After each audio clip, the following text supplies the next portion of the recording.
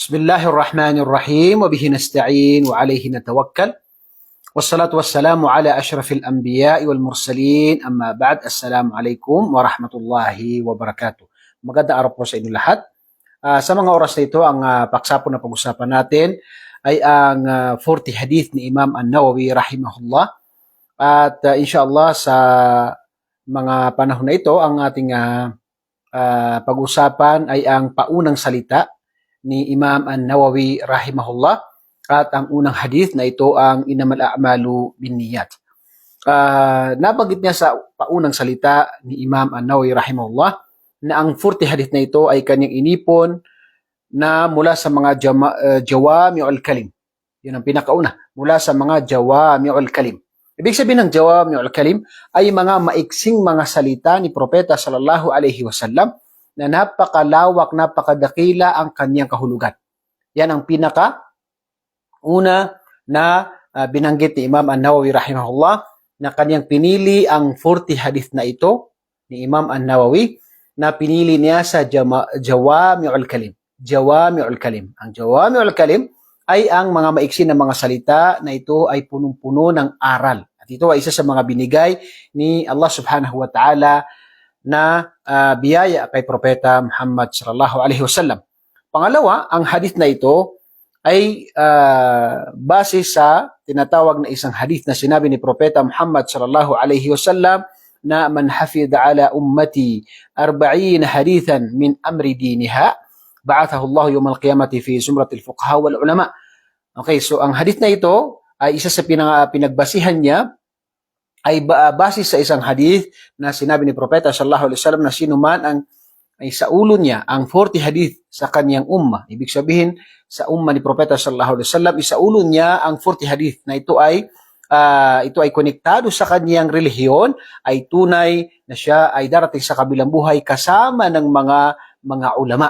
Sa ibang riwaya ay ibibilang siya ni Allah subhanahu wa ta'ala sa mga ulama at wa kuntu lahu yawmal qiyamati syafi'an wa syahidan, at sa kabilang buhay ay magiging syafi'an. Ibig sabihin ay magiging tagapamagitan si Propeta Muhammad sallallahu alaihi wasallam sa kanya at saksi sa kabilang buhay.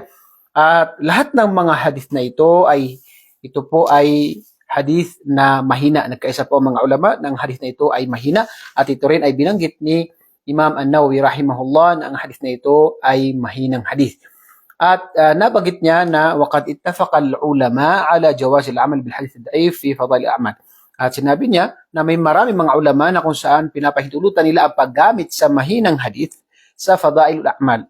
Fadailul a'mal ay yung mga kainaman ng mga gawain, pang-encouragement.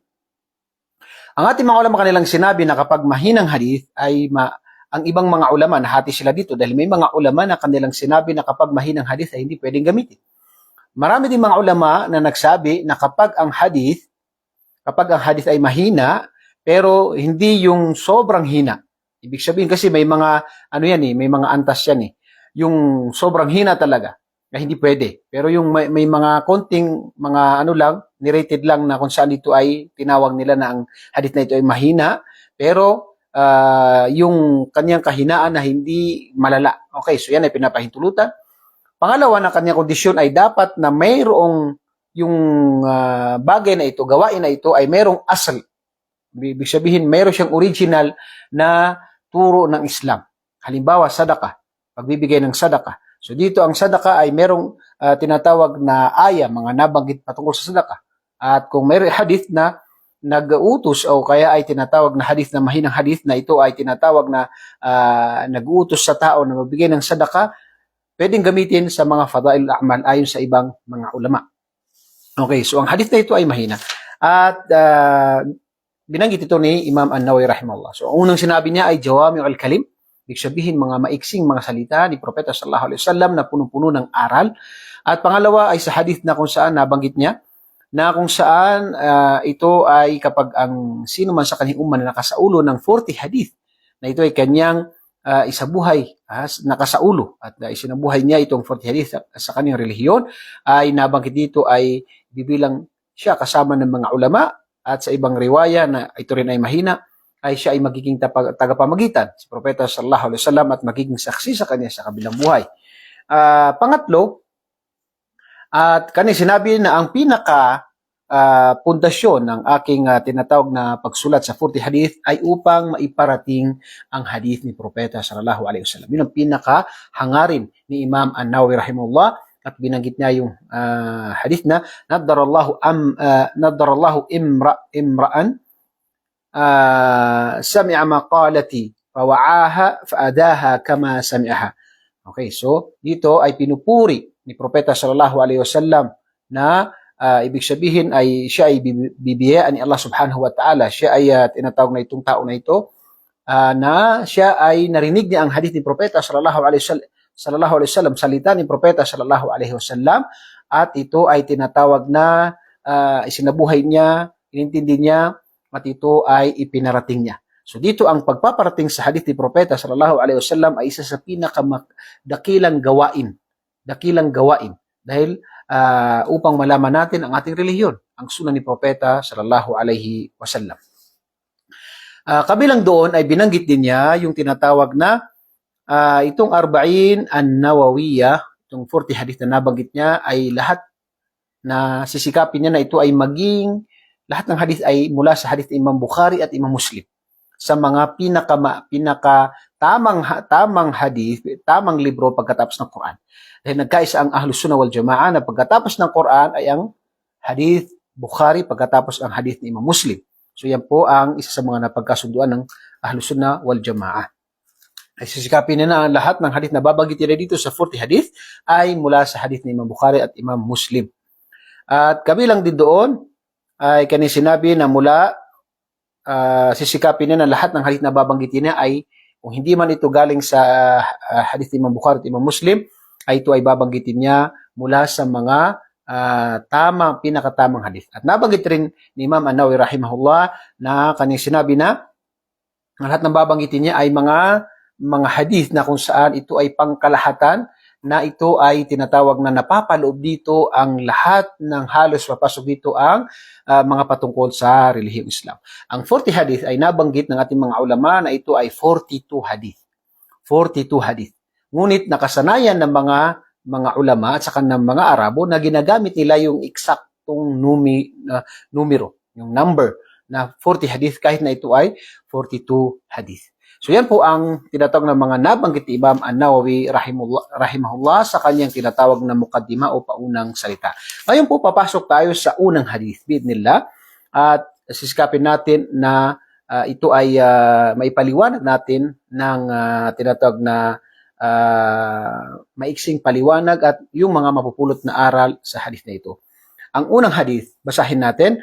An Amiril Mu'minin Abi Hafs Umar bin Khattab radiyallahu anhu qala sami'tu Rasulullah sallallahu alaihi wasallam yaqul innamal a'malu binniyat wa innamal likulli imri'in ma nawa faman kanat hijratuhu ila Allah wa rasulihi fahijratuhu ila Allah wa rasulihi wa man kanat hijratuhu lidunya yusibuha aw imra'atin yankihuha fahijratuhu ila ma hajara ilayhi. Ito po ay hadith sa hadith ni Imam Bukhari at Imam Muslim.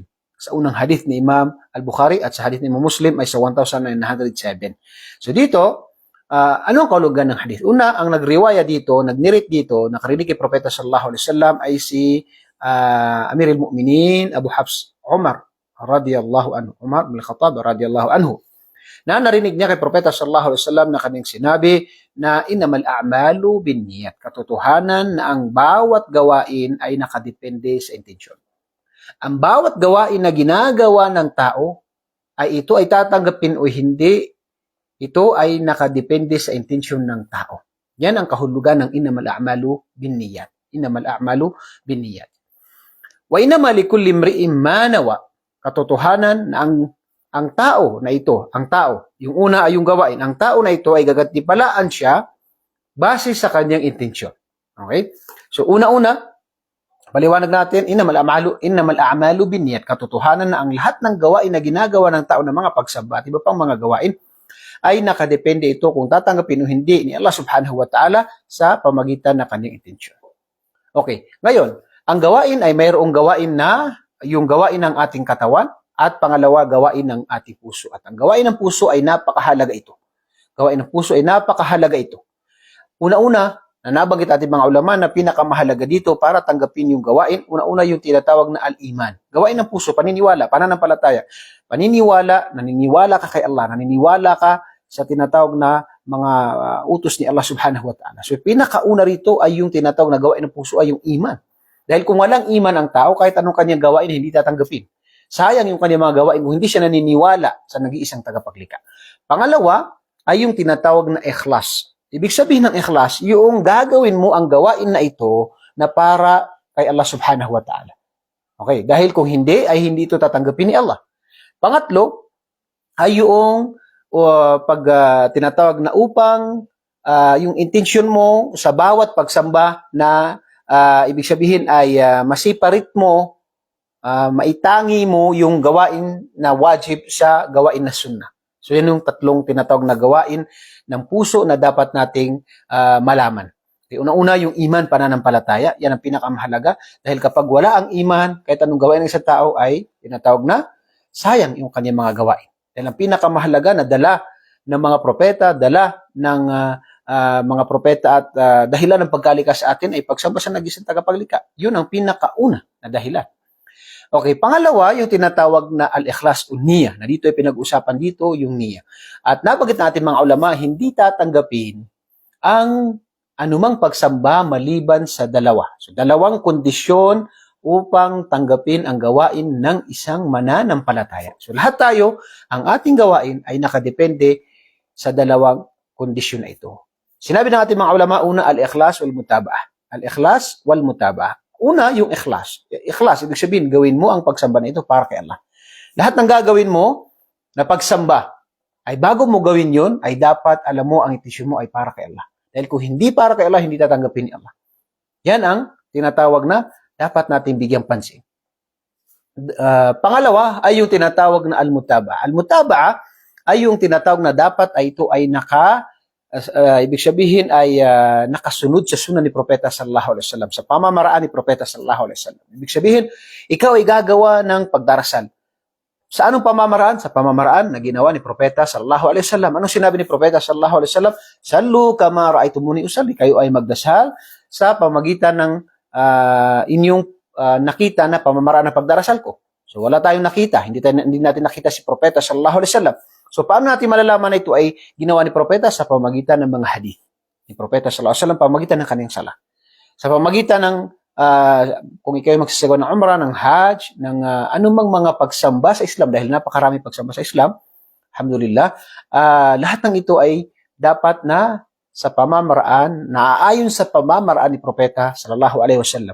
Dahil sa hadith na sinabi ni Propeta sallallahu alaihi wasallam, na kanyang sinabi na man ahdatha fi amrina hada ma laysa minhu fahuwa rad. Sino man ang gumawa ng panibago sa aming relihiyon, ibig sabihin ito'y panibagong mga bagay na pagsamba na hindi kasama sa relihiyong Islam, ay hindi tatanggapin. Hindi tatanggapin sa tao na ito. Dito, dapat nating malaman ang dalawang bagay nito. Nabanggit natin yung dalawang kondisyon para tanggapin ang ating pagsamba. Una-una, yung ikhlas na para kay Allah lamang ang gagawin natin na pagsamba na ito. Pangalawa, al-mutaba'ah, yung gagawin natin ang pagsamba na ito na naayon sa sunnah ni Propeta sallallahu alaihi wasallam. Napakamahalaga ito. At ang asal kaida, principle sa pagsamba ay lahat ng pagsamba ay haram maliban na mayroong dalil. Maliban na mayroong dalil. Ikaw ay magdarasal, hindi ka pwede magdasal maliban na ito ay may dalil. Ikaw ay magsasala ng anumang sala dahil kailangan ay may dalil ito sa Quran o sa hadith at sa pamaraan ng pagkaunawa ng mga sahaba. So alhamdulillah, malinaw po yan sa atin. Kaya naman ng intensyon o ikhlas kay Allah subhanahu wa ta'ala, sinabi ni Allah subhanahu wa ta'ala sa banal na Quran, وَمَا أُمِرُوا إِلَّا لِيَعْبُدُوا اللَّهَ مُخْلِصِينَ لَهُ الدِّينَ حُنَفَاءَ. Okay. Ila akhir al-ayah sa suratul Bayyinah. Sinabi ni Allah subhanahu wa ta'ala na walang ipinag-utos sa kanila, sa mga tao, illa liya'budullaha mukhlisin lahu ad-din hunafa, maliban sa sila ay sumamba lamang kay Allah subhanahu wa ta'ala nang nag-iisa, mukhlisin lahu ad-din hunafa, na ito ay taus-puso, mukhlisin lahu ad-din hunafa, na ito ay napakalinis na pagsamba para kay Allah subhanahu wa ta'ala.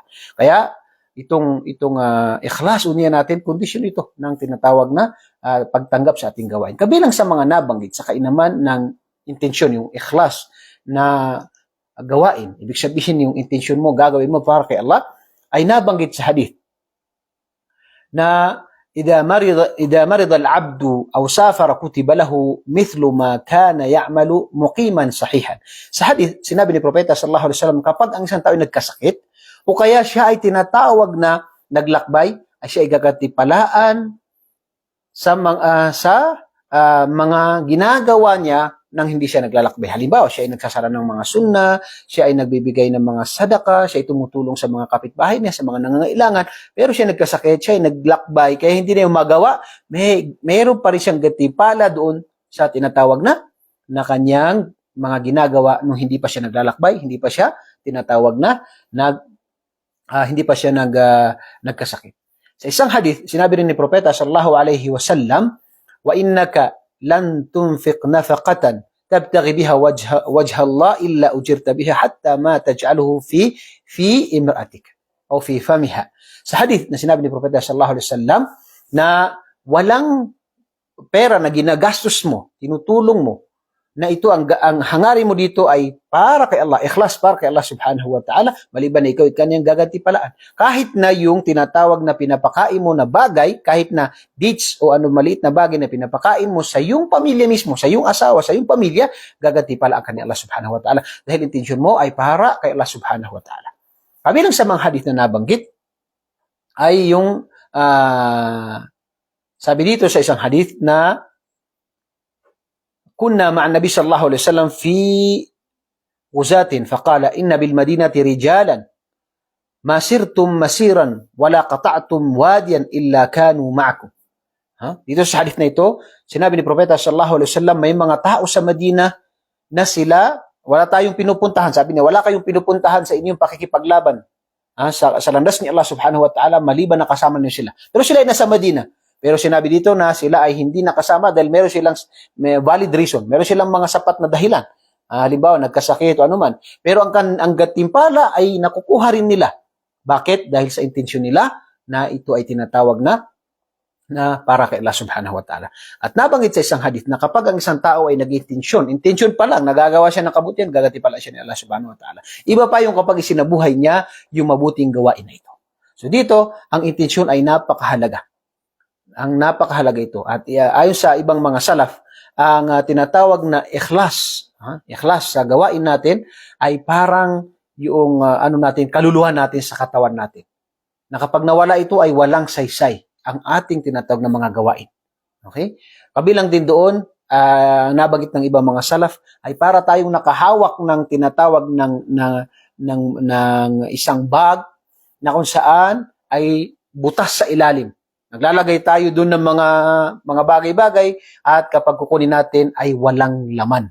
Dahil doon sa tinatawag na nawala yung ikhlas. Kaya napakahalaga po sa buhay ng isang mananampalataya na kapag tayo ay gagawa ng pagsamba ay gawin natin na para kay Allah subhanahu wa ta'ala.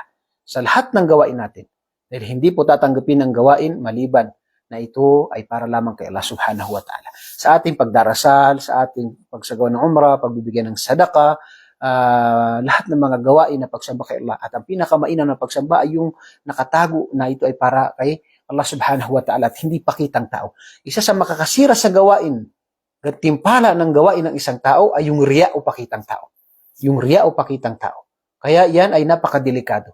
Yung pakitang tao na gawain. Maaring mag-aaral ang isang tao pero pakitang tao. Maaring magsasala ang isang tao, pakitang tao. So lahat ng gawain na pagsamba na pakitang tao ay mawawalang saysay itong gawain niya. Ibig sabihin ay wala siyang gantimpala doon. Yan ay dapat na maintindihan natin. Kaya sa lahat ng pagsamba natin ay dapat na ialay natin para kay Allah subhanahu wa ta'ala. Bilang panghuli ay meron tayong tinatawag na intensyon na ito ang pinag-usapan ng mga ulama sa fiqh na ito yung dapat na itangin natin yung mga gawain natin sa wajib at saka yung sunnah. So kapag tayo ay magdarasal, ay nandun na yung intensyon natin. Pupunta tayo ng masjid, okay, tatayo ka, pagpasok mo sa masjid, alam mo, nasa intensyon mo na yon at hindi mo na kailangan sabihin, nasa intensyon mo na ikaw ay magsasala ng sunnah. So ito ay, bago ka pa dumating, nandun na yung intensyon mo, bago pagpasok ng masjid, makapasok ka ng masjid, nandun na yung intensyon mo na ikaw ay magsasala ng sunnah. Okay, kasi parehas ang 2 rak'a na sunnah at 2 rak'a na fajr, lahat 2 rak'a. Anong pagkakaiba ng bagay nito? Yung intensyon natin. Kapag pumasok tayo sa masjid at nagsala tayo ng sunnah na 2 raka, nandun na yung intensyon natin. Alam na yan ang puso natin, hindi na kailangan sabihin. At kapag itinayo na yung sala, nag-ikama na, itinatayo na yung sala, tatayo ka, syempre, nasa intensyon mo yung obligadong sala. Ikaw tatayo kasama ng mga ma'mum, kasama ng imam, dahil kayo magsasala ng obligado.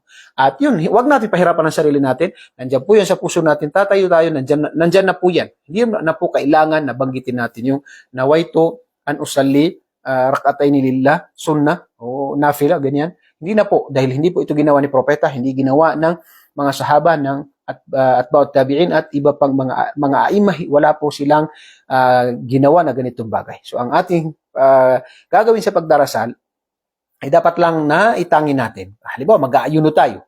Mag-aayuno tayo, ang ginagawa natin na pag-aayuno na hindi pagkain, pag-iwas sa mga makakasira ay parehas.